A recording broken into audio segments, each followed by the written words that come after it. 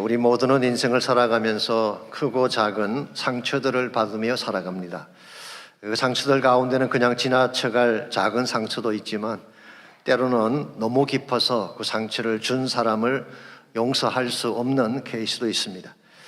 몇 년 전에 한국에서 60대 후반 되는 부부가 이혼을 한 사건이 신문에 보도된 적이 있습니다. 근데 이혼을 하자고 한 사람이 부인이었어요. 남편이 외도를 한 것도 아니고 경제가 어려웠던 것도 아닙니다. 거의 재벌 수준의 재력가였다고 합니다. 더구나 아이들도 다 커서 결혼까지 시킨 상태였습니다. 근데 왜 이 늦은 나이에 이혼을 작정한 것일까요? 이유를 물었더니 결혼 초기에 남편이 주었던 상처가 지워지지 않았으라고 했습니다. 남편이 가끔 폭언과 폭력을 사용했던 것 같습니다. 무엇보다 친정어머니를 그렇게 멸시하고 냉대를 했다고 합니다. 가난한 집안에서 자라 시집온 것도 서러운데 이렇게 멸시를 받게 되자 깊은 상처가 된 것입니다. 그래서 결심하기를 언젠가 때가 되면 반드시 갚아주리라. 그래서 막내가 결혼하자마자 40여 년간의 결혼 생활에 종지부를 찍고 이혼을 했다고 하는 그런 기사였습니다. 저는 이 기사를 읽으면서 생각을 해보았습니다. 과연 이렇게 함으로써 복수가 되었을까? 아니 과연 이렇게 함으로써 마음이 시원하고 행복해졌을까? 저는 아닐 것이라고 생각합니다. 어쩌면 더 허전하고 아팠을 가능성이 많습니다. 미우나 고우나 40년간 맺어온 관계가 찢어지는데 괜찮을 리가 있겠습니까? 자녀들의 가슴 속에 지울 수 없는 상처를 남겼는데 어떻게 마음이 기쁠 수가 있겠어요? 흔히 복수를 하면 상처가 치유되는 줄 알지만 실제는 그렇지 않습니다.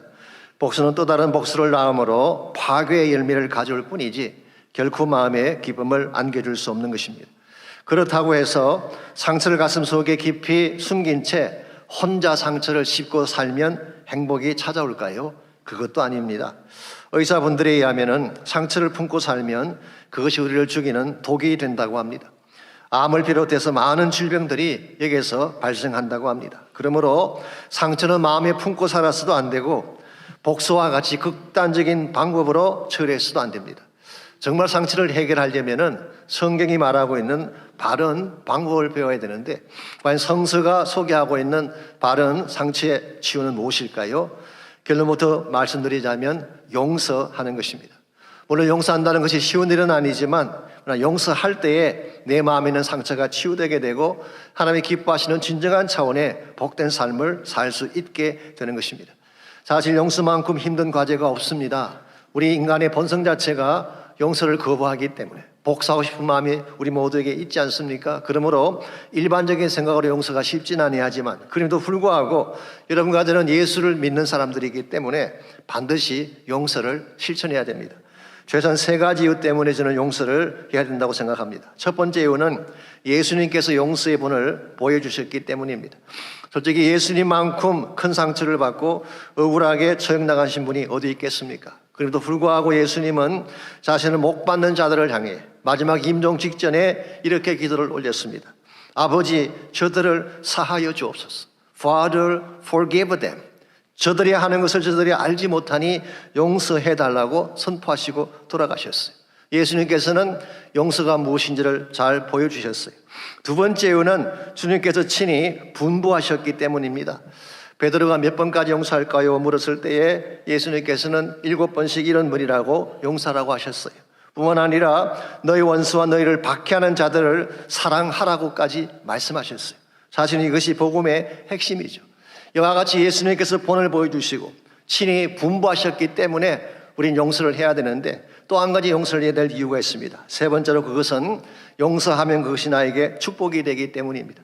말씀드린 것처럼 원한과 상처를 품고 살면 그것이 우리에게 포이전, 독이 되지만 사랑하고 용서하게 되면 치유가 일어나고 행복이 찾아오는 것입니다. 그래서 신학자이면서 베스트셀러 작가인 루이스 스미디스라는 분은 이런 말씀을 하셨어요. 용서할 때 우리는 포로된 자를 풀어주게 되는데 우리가 풀어준 포로가 바로 우리 자신임을 알게 된다. 그런 말씀했어요. 용서를 하면 상대방이 용서를 받는 것보다 오히려 나 자신이 해방되고 자유를 누리고 더 축복이 된다는 말씀이죠. 러시아의 대문호이던 톨스토이도 유사한 말을 한 적이 있습니다. 그대에게 잘못을 저지른 사람이 있거든 그가 누구이건 잊어버리고 진심으로 용서하라. 그때 그대는 용서함의 행복이 무엇인지를 알게 될 것이다. 그런 말을 했어요. 용서라고 하는 것은 이런 측면에서 우리 크리스찬이 해야 될 가장 숭고하고 아름다운 과제일 뿐만 아니라 진정한 차원의 치유와 행복을 누리는 비결인 것입니다. 그러나 다시 말씀드리지만 용서 쉽지 않습니다. 결코 마음대로 할 수 있는 과제가 아님에도 불구하고 우리는 반드시 용서를 해야 되는데, 우리가 어떻게 하면 쉽지 아니한 과제이긴 하지만 용서를 실천함으로써 하나님께도 영광을 돌리고 우리 모두도 복된 삶을 살아갈 수 있을지 오늘 본문의 말씀을 중심으로 이것을 함께 정리해 보려고 합니다. 오늘 같이 봉독한 본문에 보시면 결코 쉽지 아니한 용서의 과제를 아름답게 실천했던 다윗의 모습이 소개되어 있습니다. 사실상 사울만큼 다윗에게 상처를 많이 준 자가 어디 있겠어요. 정당한 이유 없이 그를 시기했고 창을 던져 죽이려고 했습니다. 그를 광야로 몰아내서 고통의 세월을 살게 했던 장본인이 사울이었죠.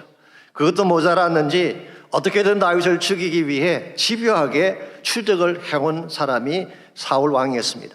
오늘 본문 1절과 2절을 보시면은 사울이 블레셋 사람을 쫓다가 돌아오매 어떤 사람이 그에게 말하여 이르되 보소서 다윗이 엔게디 광야에 있더이다 하니 사울이 온 이스라엘에서 택한 사람 3,000명을 거느리고 다윗과 그의 사람들을 찾으러 덜염소 바위로 갔다고 했습니다.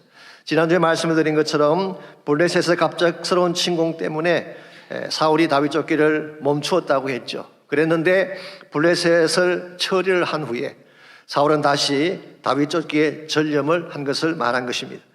그때 다윗은 엔게디 광야에 있었다고 했습니다. 엔게디 광야라고 하는 것은 사회 인근에 있는 석회암으로 된 큰 능력, 큰 지역을 말한다고 말씀을 드렸습니다.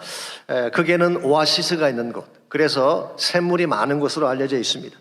엔이라는 단어가 샘이란 뜻이죠. 그리고 게디라는 말이 염소라는 말입니다. 그래서 거기는 염소가 많이 사는 그런 샘물이 있는 곳이기 때문에 엔게디라고 불렀고요. 넓은 지역이고 숲이 많기 때문에 거기에 수많은 동굴들이 있는데 거기에 숨으면 누구도 찾아낼 수가 없는 그런 도피처가 되는 것입니다. 이와 같은 환경이기 때문에 다윗이 그곳에 내려가 몸을 숨겼는데 누군가가 사울 왕에게 이것을 밀고를 한 것입니다. 그래서 정예군 3,000명을 이끌고 사울이 그곳으로 달려왔습니다. 그런데 3절 말씀 보시면 여기서 뜻밖의 상황 하나가 벌어지게 됩니다. 3절입니다.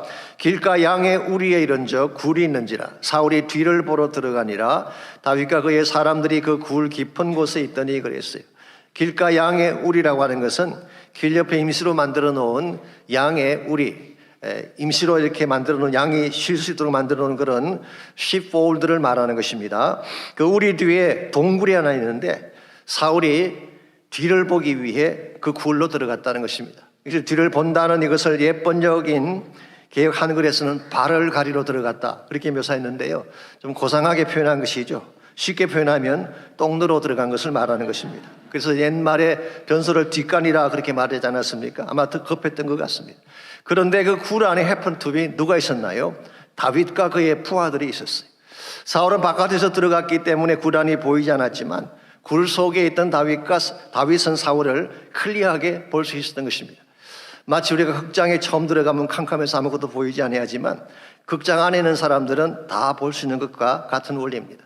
사실 이것은 사울에게 있어서 굉장히 위험한 상황이 아닐 수가 없습니다. 첫째는 사울은 지금 호위병도 없이 혼자 들어가 있습니다. 똥 누러 가는데 누가 호위병을 데리고 가겠습니까? 혼자 들어가 있었어요. 두 번째는 이 지금 볼 일에 집중하느라고 주변을 돌아볼 주변에 어텐션을 둘 겨를이 없었습니다. 누가 곁에 있는지 모른 채 혼자 웅크리고 앉아 있는 것입니다. 좀 지나간 조크이긴 하지만 도서관과 화장실의 공통점이 뭔지 아시죠? 둘 다 학문에 집중한다는 것.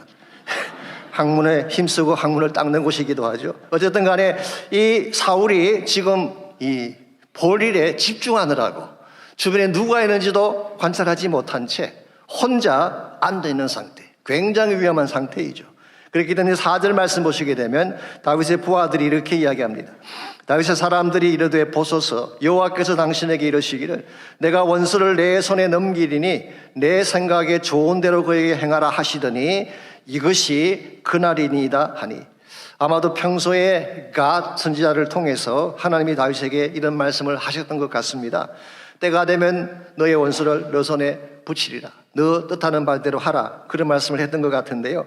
다윗의 부하들이 이것을 상기시키면서 오늘이 바로 그날입니다. 그렇게 이야기한 거예요. The Message Bible은 이렇게 번역을 해놓았어요. Can you believe it? This is the day.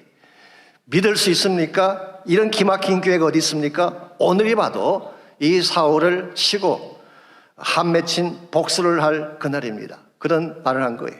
그런데 이와 같은 부하들의 충고에 대해서 다윗은 어떻게 하나요? 사울을 치지 않고 가만히 옷자락만 베고 그 철천지 원수를 놓아준 것입니다. 그리고 마음속으로 그는 사울을 용서하고 억셉트하게 됩니다. 여러분, 그것은 결코 쉬운 일이 아니죠. 자신에게 악한 일을 행했고 상처를 입힌 자가 자기 눈앞에 있는데 그를 그냥 용서하고 놓아준다고 하는 것은 일반적인 생각으로서는 가능하지가 않습니다. 다윗은 사울을 형식적으로 용서한 것이 아닙니다. 정말 전심을 다해 용서한 것이 확실한 것 같습니다. 오늘 본문은 아니지만 사무엘하 1장 말씀 보게 되면 나중에 사울이 블레셋과의 전쟁에서 죽임을 당했을 때에 다윗이 어떻게 했는지 아십니까? 종일토록 슬피 울며 금식했다고 했어요. 다윗은 정말 진심으로 사울을 사랑하고 용서를 한 것입니다. 분명히 자기에게 상처를 입힌 자인데 철천지 원수와 같은 일을 자행해온 사울인데 어떻게 다윗이 이 사울을 용서하는 것이 가능했을까요? 그것은 자신이 가진 상처에 얽매이지 아니하고 오히려 상처를 넘어서 더 큰 하나님의 영광을 보았기 때문입니다. 하나님께서는 장차 다윗을 통해 이룩하실 영광된 계획을 갖고 계셨죠. 다윗은 이것을 잘 알고 있었고 이 사실을 잘 알았기 때문에 그는 현재 자신의 마음을 짓누르는 원통한 마음에 묶이지 아니하고 더 큰 그림을 바라보며 용서의 길을 선택한 것입니다. 오늘과 저의 삶에도 이와 같은 모습이 필요합니다. 상처가 나를 짓누르고 할 때에 상처에 묶이지 아니하고 상처를 넘어서서 하나님의 준비해 놓으신 더 큰 차원의 그림을 보고 더 큰 영광을 향해 달려나아가야지 우리는 더 위대한 삶을 살고 좋은 열매를 맺을 수가 있게 되는 것입니다. 분명히 우리 모두에게 상처가 있고 아픔이 있는 것은 사실이지만 어떻게 할 때에 이 상처를 잘 넘어서서 용서라고 하는 영광의 열매를 맺으며 살아갈 수 있을지, 오늘 본문에 주어진 다윗의 케이스를 통하여서 상처를 넘어 용서로 가는 세 가지 비결을 함께 정리하려고 합니다. 첫 번째로 우리가 상처를 넘어 용서로 나아가려면 하나님의 뜻을 생각해야 됩니다.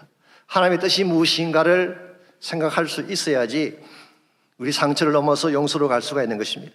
나의 감정이나 한풀이가 아니라 하나님의 뜻이 무엇인가, 여기에 포커스하게 될 때에 우리는 주어진 상처가 아니라 더 큰 목적을 위해 나갈 수가 있는 것입니다. 오늘 본문에서 다윗이 사울을 치지 아니한 근본 이유가 뭐냐고 하면 하나님을 경외했기 때문입니다. 이 경외한다는 말은 하나님을 두려워한다. 우리 구약 성경에서 fear of the Lord, 이 여호와를 두려워한다는 것이 경외라는 단어인데요. 이것은 모든 경건한 삶의 근본이 되는 중요한 컨셉입니다. 쉽게 표현하면 하나님을 가볍게 여기지 않고 그분의 뜻과 말씀을 존중하는 삶을 말하는 것입니다. 다윗에게는 이와 같이 하나님을 경외하는 마음이 있었기 때문에 본인의 감정을 추스리고 상처를 넘어선 것입니다. 그래서 6절 말씀 보십시오. 자기 사람들에게 이르되 내가 손을 들어 여호와의 기름 부음을 받은 내 주를 치는 것은 여호와께서 금하시는 것이니 그는 여호와의 기름 부음을 받은 자가 됨이니라 하고, 지금 다윗에게 중요한 것은 사울을 향한 자신의 감정이나 개인적 분노가 아니라 하나님이 기뻐하시는 뜻이 있냐 아니냐가 더 중요했던 것입니다. 그래서 7절 말씀 보시게 되면 자기 사람을 금하여 사울을 해치지 못하게 했다고 했어요. 엄중하게 제지함으로써 사울을 살려준 사실을 말하는 것입니다. 여러분, 잘났건 못났건 사울은 하나님이 기름 부어 세우신 왕입니다. 그렇다면 세우신 분도 하나님이요, 그를 내려앉게 하신다고 하더라도 하나님이 하셔야 되는 것입니다. 그런데 만일 다윗이 하나님을 앞서가서 하나님 대신 자신이 칼을 뽑아서 이와 같은 사울을 처치하게 된다면 이건 하나님을 경외하는 자세가 아니라 하나님에게 아픔을 안겨주는 좋지 않는 자세가 되는 것입니다. 이런 면에서 오늘 여러분과 제가 정말 하나님을 경외한다면 내 앞에 주어진 사람이 어떤 상황이 있든지 내가 판단자가 되어서는 안 됩니다. 내가 심판자가 되어서는 안 돼요. 하나님이 행하시도록 하나님께 맡게 되는 것입니다. 우리가 정말 그 사람을 위해서 해야 될 것은 기도하고 용서하는 것이고, 그 사람을 다루는 것은 하나님께서 하실 잡이라 그 말이에요. 오늘 본문에 기록된 다윗의 케이스도 보게 되면요, 다윗이 사울에 대한 원수를 갚지 않았더니 나중에 하나님 어떻게 하셨어요? 사울을 다 처리하시고 다윗을 왕으로 세워주셨어요. 이와 같이 하나님의 행하심을 신뢰하고 하나님께 다 맡기는 것을 우리는 믿음이라 그러고 성숙이라 그러는 것입니다. 그래서 로마서 12장 19절에서 21절까지 보게 되면 사도 바울은 이런 권면의 말씀을 적고 있습니다. 먼저 19절입니다. 내 사랑하는 자들아, 너희가 친히 원수를 갚지 말고 하나님의 진노하심에 맡기라. 기록되었으되 원수 갚는 것이 내게 있으니 내가 갚으리라고 주께서 말씀하시니라. 즉, 원수 갚는 일은 우리 일이 아니라 하나님의 일이라는 거예요. 흔히 사회정의라는 명목으로 내 손으로 쉽게 사람들을 처단하고 정죄하는 경우가 있죠. 이건 크리스찬이 될 바른 일이 아니라는 것입니다. 하나님께 맡기고 우리가 해야 될 일은 따로 있어요. 우리가 해야 될 일은 뭐냐? 20절 말씀이 그것을 기록하고 있습니다. 내 원수가 줄이거든 먹이고 목마르거든 마시게 하라. 그리함으로 내가 숯불을 그물이에 사 놓으리라. 정죄하고 심판하는 것은 하나님의 잡이라고 한다면은 우리가 해야 될 일은 뭐냐? 원수를 사랑하고 먹이고 돌보라는 거예요. 그러면 마치 머리에 숯불을 쌓아놓은 것처럼 그들 스스로가 부끄러움을 느끼고 감동을 받아서 결과적으로 좋은 열매를 맺게 한다, 그런 뜻이에요. 이와 같이 하나님께 모든 심판권을 맡기고 우리가 사랑하며 용서하며 살아가게 될 때 비로소 성취할 수 있는 삶이 어떤 것일까요? 21절입니다. 악에게 지지 말고 선으로 악을 이기라.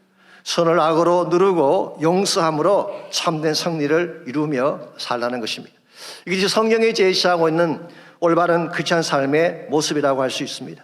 비록 힘든 것이긴 하지만 만일 우리가 이와 같은 모습으로 용서와 사랑을 실천하게 된다면 분명 우리를 통해 하나님의 영광이 나타나고 복음의 메시지가 살아나게 될 것입니다. 실제로 선교 역사를 보시면은 이런 아름다운 이야기가 있습니다. 여러분이 잘 아시는 짐 엘리엇이라는 선교사가 있죠. 에콰도르의 아우카 족속에게 선교를 갔다가 살해당한 분이죠. 친구 4명과 함께 5명의 젊은 선교사가 1956년도에 아우카 부족에게 창에 맞아 선교를 했습니다. 우리 모두가 잘 아는 유명한 스토리입니다. 그런데 놀라운 이야기는 그 후에 펼쳐지게 됩니다. 이 선교사의 아내들의 스토리가 있습니다. 그 중에 특별히 짐 엘리엇의 부인이 엘리자베스 엘리엇인데요. 이분은 다른 누구보다도 남편을 잃은 슬픔이 컸습니다. 결혼한 지 27개월밖에 안 된, 정말 얼마 되지 않는 그런 결혼 생활을 했던 남편인데, 이 남편이 그 사람들에게 갔다가 나는 당신의 친구라고 말하는 그를 향해 잔혹하게 창을 던져서 남편을 살해를 했습니다. 이와 같은 아우카 족속을 용서할 수가 있을까요? 그럼에도 불구하고 이분은 2년 동안 간호학을 공부하고 그곳 사람들의 말을 익힌 후에 자기 남편을 죽인 바로 그 족속이 사는 그곳에 들어갔어요. 아우카 족속은 여자들이나 아이들은 죽이지 않는 그런 관습이 있다고 합니다. 그래서 그녀는 약 5년 동안 그곳에 들어가서 그 아이들을 섬기고 아픈 환자들을 치료하며 정성을 다한 사역을 했습니다. 어느 날 추장이 질문을 했습니다. 당신은 지난 5년 동안 저희들에게 와서 정말 아이들을 사랑하고 섬기고 돌보고 환자들을 치료하는 이와 같은 사명을 감당하셨는데 도대체 당신은 누구입니까? 그때 눈물을 걸쑥이며 엘리자베스가 대답을 했습니다. 저는 당신들이 5년 전에 처참하게 죽였던 바로 그 백인 선교사의 아내입니다. 당신들은 그들을 처참하게 죽였지만 하나님은 당신들을 사랑하셨습니다. 이 사랑을 전하라고 해서 제가 이곳으로 온 것입니다. 이 말 앞에 추장이 무릎을 꿇게 되고 예수님을 영접하는 역사가 일어나고 우리 모두가 이미 알고 있는 것처럼 수십 년 뒤에 그 지역에 수백 개의 교회가 세워지고 많은 사역자들이 헌신하는 역사가 일어났습니다.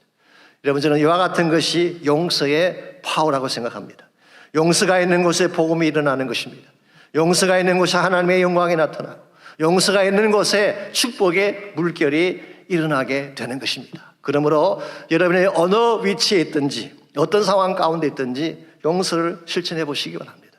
여러분의 용서가 있는 바로 그곳이 천국이 되고 하나님이 기뻐하는 영광의 장소가 될 것입니다. 이와 같이 우리가 상처를 넘어 용서로 나아가려면 하나님이 누구인가를 바로 알고 하나님을 경외하는 마음을 가져야 됩니다. 두 번째로 상처를 넘어 용서로 나아가려면 자신의 허물을 인식해야 돼요. 하나님이 누군가를 아는 것도 물론 중요하지만 내가 누구인가를 인식하지 아니하면 참된 용서를 할 수 없다, 그런 뜻입니다. 아까 제가 잠깐 소개해드렸던 루이스 스미디스가 쓴 책이 있어요. 용서의 미학이라고 하는 책인데요, Forgive and Forget이라는 유명한 책이 있습니다. 그 책에 보게 되면 이 스미디스는 용서를 4단계로 소개를 하고 있습니다. 첫 번째 단계가 상처를 받는 단계, 부당한 말을 듣는다든가 모욕이나 혹은 배신을 통해서 상처를 받는 단계가 있죠. 두 번째는 미워하는 단계가 옵니다. 상처를 준 사람을 마음에 품고 미워하는 것입니다. 이게 심해지게 되면 미워하는 그 사람을 밤낮으로 묵상을 합니다. 들어가도 나가도 미워하는 그 사람 생각으로 꽉 차 있는. 그래서 예전에 한국에서 그런 말이 있잖아요. 며느리가 밤낮으로 시어머니를 미워하면 나중에 시어머니 꼭 닮아 애 낳게 된다는 말이 있잖아요. 주야로 말씀을 묵상해야지 미운 사람 묵상하면 되겠습니까? 이 미워하는 단계가 두 번째 단계. 그러다가 치료의 단계로 넘어가는데요, 이 미워하는 단계에서 치료로 넘어가는 단계에서 키가 되는 것이 관점의 변화입니다. 인식의 변화가 일어나는 것입니다. 예컨대 일방적으로 한 가지만 보다가 다른 것을 보기 시작하는 단계. 상황을 보되 전체를 다 보는 것입니다. 입장을 바꾸어 놓고 생각을 해보는 것입니다. 상대방의 허물만 보는 것이 아니라 나 자신에게는 허물이 없나를 되돌아보면서 그럴 수 있겠구나 라고 하는 인식의 변화가 일어나는 단계. 자, 이 단계가 되게 되면 네 번째 단계인 용서로 들어갈 수 있다라고 했습니다. 오늘 본문에 나타난 다윗의 케이스를 보게 되면요, 다윗은 분명히 자신을 인식하는 단계를 가졌던 것 같습니다. 물론 사울이 잘못한 것이 많죠. 그렇다고 해서 다윗은 완벽했나요? 다윗은 자기 자신에게도 엄청난 죄가 있다는 사실을 인식하고 있습니다. 오늘 본문은 아니지만 시편 40편 12절 말씀 보시게 되면 이 시편 40편이 기록된 배경은 정확하게 알 수는 없습니다. 그러나 원수들에게 쫓겨다닐 때 기록한 것은 분명합니다. 학자들에 따라서 어떤 분들은 오늘 본문의 배경으로 즉 사울에게 쫓길 때 기록했다 그렇게 설명하기도 하고, 어떤 분들은 압살롬에게 쫓겨다닐 때 기록했다 그렇게 말하기도 합니다만은 어쨌든 간에 다윗이 이와 같이 위기의 상황에 처했을 때에 하나님의 긍휼과 인자하심을 간구하면서 12절에서 이렇게 기록하고 있습니다. 수많은 재앙이 나를 둘러싸고 나의 죄악이 나를 덮침으로 우러러 볼 수도 없으며 죄가 나의 머리털보다 많으므로 내가 낙심하였음이니이다. 다윗은 자신의 죄악이 많다는 사실을 고백하고 있습니다. 하늘을 우러러 볼 수 없을 정도로 죄의 무게가 무겁고 머리털보다 더 많을 정도로 셀 수 없다고 했습니다. 다윗은 지금 고난 중에 쫓겨다니는 신세가 됐지만 동시에 자신이 얼마나 죄가 많은가도 보고 있는 것입니다. 나도 이렇게 허물이 많은 존재인데 어떻게 다른 사람을 탓할 수 있겠느냐? 이와 같은 인식이 다윗으로 하여금 용서를 하게 한 것입니다.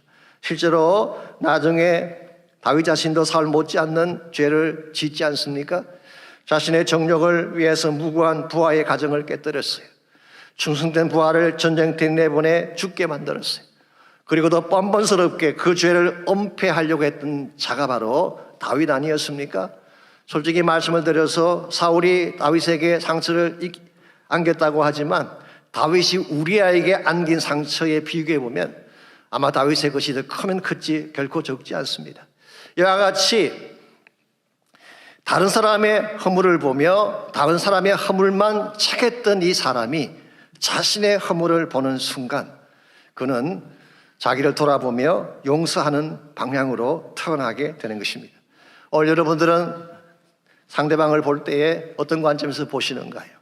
그 사람의 허물만 찾고 그 사람의 약점만 찾고 나는 마치 완벽한 자인 것처럼 행동하게 된다면 우리 관계는 절대로 개선될 수가 없습니다. 내가 얼마나 악한 죄인인가를 인식하고 내가 하나님의 은혜를 얼마나 많이 입었는가를 인식하고 하나님께 정직하게 나를 내려놓을 때 비로소 관계가 회복이 되어지고 바른 용서가 실천이 되는 것입니다. 그래서 마태복음 18장에 보시면은 예수님께서 들려주신 유명한 비유가 하나 있습니다. 어떤 임금이 종들과 결산을 하는데 종 하나가 1만 달란트의 금액을 빚을 진 사실이 드러났습니다. 1만 달란트라고 하는 것은요, 천문학적인 숫자를 말합니다. 금 한 달란트가 순금 34kg인데요. 그 당시 노동자가 하루 일하면 받는 품삯이 1데나리온이에요. 1데나리온. 자, 1달란트는 6천 데나리온에 해당하는 금액입니다. 그러므로 1만 달란트면 엄청난 것입니다. 제가 참고로 조금 더 말씀드리자면요, 유대 역사가인 조세푸스에 의하면은 그 당시 유다 전역에서 거두어들인 세금의 총액이 800달란트 있다고 합니다. 그런데 1만 달란트라고 하는 것은 이건 카운트할 수 없을 정도로 엄청난 금액을 말하는 것입니다. 그랬는데 임금이 1만 달란트 빚진 것을 탕감해 주었어요. 다 용서해 준 것입니다. 그랬는데 이 종이 집에 돌아가서 자기에게 100데나리온 빚진 동료를 빚을 갚지 않는다고 감옥에 집어넣고 핍박을 가한 것입니다. 이 소식을 들은 임금이 진노하게 됩니다. 그 종을 불러다가 나는 너가 진 빚 1만 달란트를 탕감해 주었는데 그래 너는 너의 동료가 빚진 100데나리온을 탕감해 주지 않는 것이냐, 너도 그 빚을 다 갚아라 그러고 다시 옥에 집어넣었다는 이야기가 그 비유의 내용이죠. 이 비유를 다 말씀하신 후에 예수님께서 이렇게 말씀하셨어요. 마태복음 18장 35절입니다. 너희가 각각 마음으로부터 형제를 용서하지 아니하면 나의 하늘 아버지께서도 너희에게 이와 같이 하시리라. 섬찟한 말씀이 아닐 수가 없습니다. 여기에 주님께서 말씀하신 1만 달란트 빚진 자가 누구일까요? 바로 여러분과 저를 말하는 것입니다.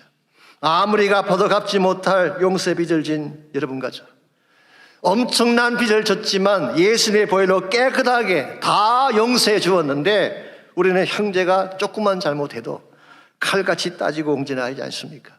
이와 같은 삶은 하나님 나라에 합당하지 않다 주님 말씀하고 계십니다. 그러므로 정말 여러분과 제가 십자가가 무엇인지를 바로 안다면, 하나님의 은혜가 무엇인지를 체험한 사람이라면 형제의 잘못을 용서하고 품을 수 있어야 되는 것입니다. 그때에 우리가 예수 믿는 자답다 할 수가 있고 하나님이 기뻐하시는 하나님 나라의 백성이 되는 것입니다. 마지막 세 번째로 우리가 상처를 넘어 용서로 나아가려면 성령의 임재가 반드시 있어야 됩니다. 다윗이 사울을 용서하고 품을 수 있었던 첫 번째 이유는 말씀드린 것처럼 하나님을 경외했기 때문이죠. 하나님을 인정했기 때문에 그는 용서한 것입니다. 두 번째로 자신의 허물을 돌아보는 믿음이 있었기 때문에 상대를 용서한 것입니다. 그런데 여기에 플러스 또 한 가지 중요한 요소가 다윗에게는 있었어요. 그것은 바로 성령께서 다윗과 함께 했다는 사실이에요. 만일 성령의 임재가 없었더라면 다윗이 아무리 노력하고 애썼을지라도 완전한 차원의 용서는 불가능했을 가능성이 많습니다. 그런데 하나님은 다윗에게 성령의 기름 부음을 주셨어요. 우리가 잠깐 앞으로 가셔서 사무엘상 16장 13절을 보시게 되면 다윗이 사무엘에게 기름 부음을 받는 순간 그에게 무엇이 임했는지가 다음과 같이 기록되어 있습니다. 사무엘의 기름 뿔병을 가져다가 그의 형제 중에서 그에게 부었더니 이날 이후로 다윗이 여호와의 영에게 크게 감동되니라. From that day on, 그날 이후로, 기름 부음 받는 그날 이후로 하나님의 영이신 성령이 강력하게 임재하셨다, 그런 뜻이. 사실 이것이 다윗의 인생을 바꾸었던 근본 이유입니다. 다윗이 골리앗을 물리치고 수많은 적을 물리칠 수 있었던 근본 이유가 뭔지 아십니까? 성령이 함께 하셨기 때문이에요. 다윗이 험악한 광야길에도 원망하지 아니하고 기쁨으로 살 수 있던 능력이 뭔지 아십니까? 성령께서 함께 하셨기 때문에. 뿐만 아니라 지금 자신을 그렇게 괴롭혔던 원수 사울을 용서하고 받아들일 수 있었던 근본 이유도 성령의 능력 때문이었어요. 오늘 여러분과 저에게도 이와 같은 능력이 필요합니다. 우리 모두는 연약한 존재이기 때문에, 뿐만 아니라 우리가 겪고 있는 상처가 생각보다 깊고 심할 때가 많기 때문에 나의 힘과 노력으로 아무리 애써도 치유되지 않는 상처가 우리에게는 분명히 있기 때문에 우리는 성령의 능력을 덧입어야 되는 것입니다. 유명한 유태인 작가 중에 사이먼 비젠탈이라고 하는 유태인 작가가 있습니다. 그가 쓴 책 중에 The Sunflower, 해바라기라고 하는 제목의 책이 있어요. 그는 그 책 속에서 본인이 나치 캠프에서 겪었던 실화 하나를 소개하고 있습니다. 그는 폴란드에 있는 한 병원에 끌려가서 병원을 청소하는 그런 일을 했는데요. 이 동부전선에서 부상을 당해 후송되어 온 수많은 독일 병사들이 그 병원에 입원해 있었습니다.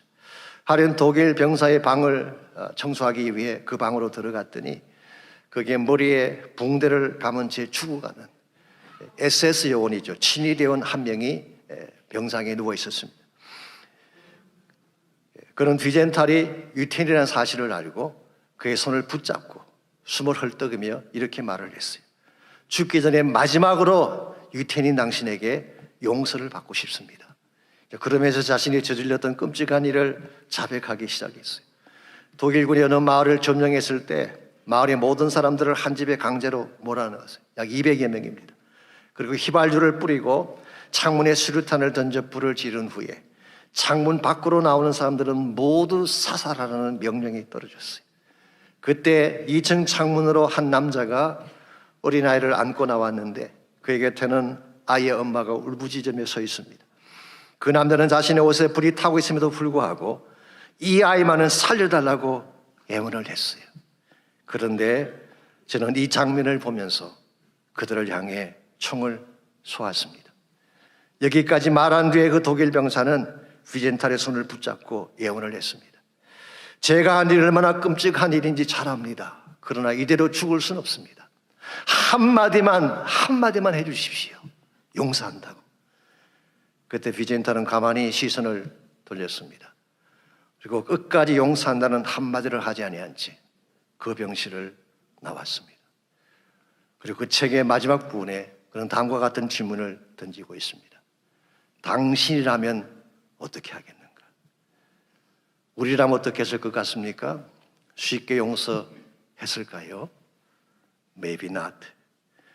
여러분, 우리가 누군가를 용서한다고 하는 것 절대로 쉽지 않습니다. 우리 너무 쉽게 용서라는 단어를 남발할 때가 참 많지만 남의 일이니까 뭘 그걸 가지고 그래 품어라 사랑하라 그렇게 말을 하지만 막상 자신이 그 상황에 처하면 결코 쉽지 아니한 것이 용서라고 하는 과제입니다.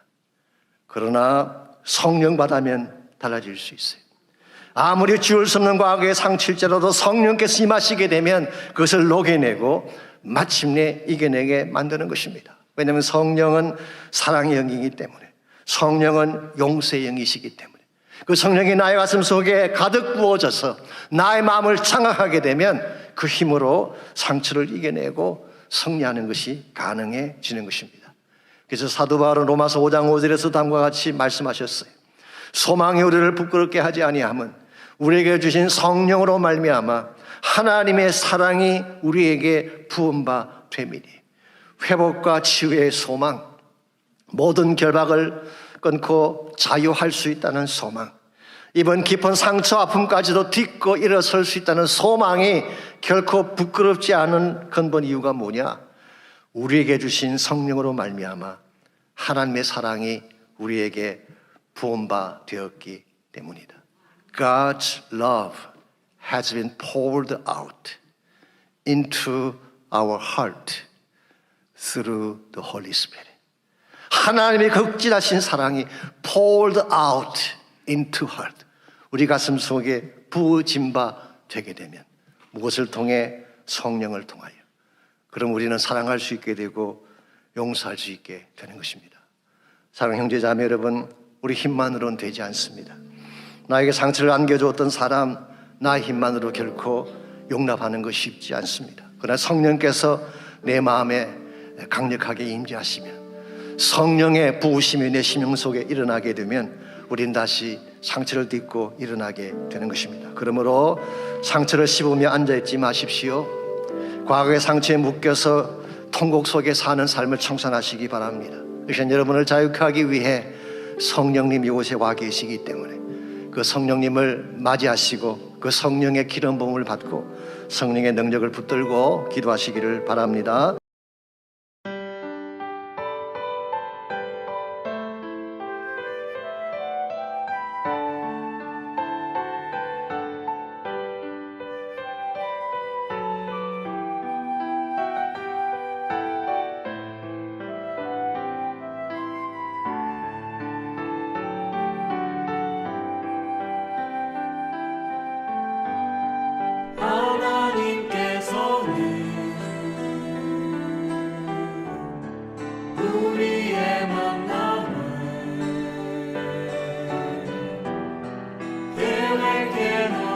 오셨네. 우리 하나 되어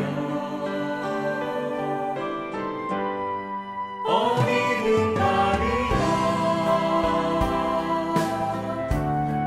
주 위에 서라면 무엇이든 하리라. 당신과 함께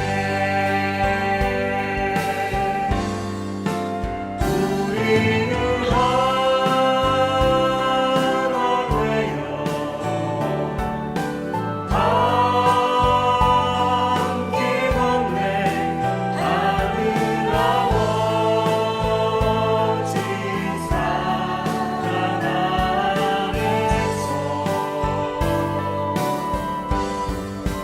우리는 기다리며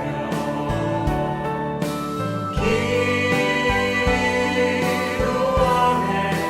우리의 삶에 사랑 넘치도록.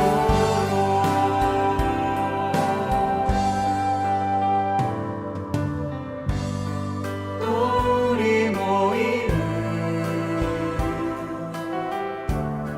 주님만 따르니 환란이 올지라도 주 함께 하시리.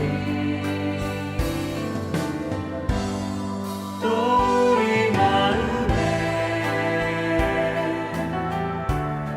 시험이 닥칠